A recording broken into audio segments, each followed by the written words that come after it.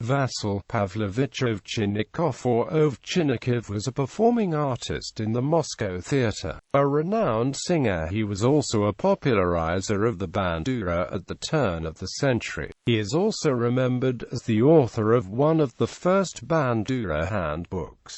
He wrote about himself in 1928. The idea of learning to play the bandura came to me whilst performing in Kropivnytsky's troupe, who also played on the bandura a little bit. I bought in Kharkiv a bandura and decided to learn to play the instrument. Not knowing how to start, I turned to the blind street bandurists. After many setbacks, I lost interest. I returned to perform in the Russian opera, initially in Kharkiv and then Moscow. In 1905 it became easier to propagate Ukrainian interests in Moscow, and a Ukrainian musical group was formed, initially at the Romada and later at Kobzar, which organized interesting concerts and exhibitions, especially on Taras Shevchenko's birthday. One time the student A. Voloshenko invited his friend M. Kravchenko to Moscow from Poltava. It came to my mind and a few others to organize a bandura group in Moscow. The musical firm Kalbas & Co. in Moscow made a number of instruments. We took as an example the bandura that Voloshenko had. He had a copy of Kravchenko's bandura, who he had learned to play bandura from and who played well. I received the first Moscow-made bandura, and the next day I was at Voloshenko's house, who agreed to teach me.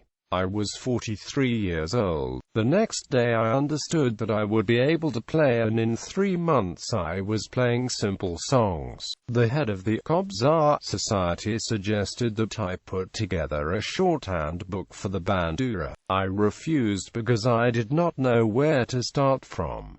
Then F. Korsh from the Academy suggested I put together not a school of bandura but a handbook which would demonstrate the system I used to learn to play the bandura. This I did. I introduced the bandura to the reader and then wrote up the initial exercises which I learned from Voloshenko. In the 4th section I included a number of simple songs, and on my own cost. In 1913 published in Moscow 1,000 copies of a self-teaching manual for the bandura. Ovchinnikiv wrote, I played everywhere wherever one was invited to perform. There was not a concert that took place in Moscow for the benefit of the poor students that I did not perform at with my bandura. When the war broke out and a large number of sick soldiers began to turn up, the bandura left a good feeling for these victims. I had 248 such concerts.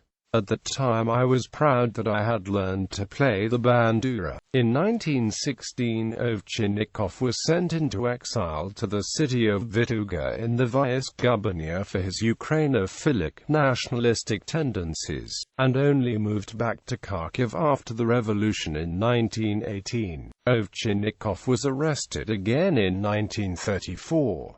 His whereabouts after this arrest are not known.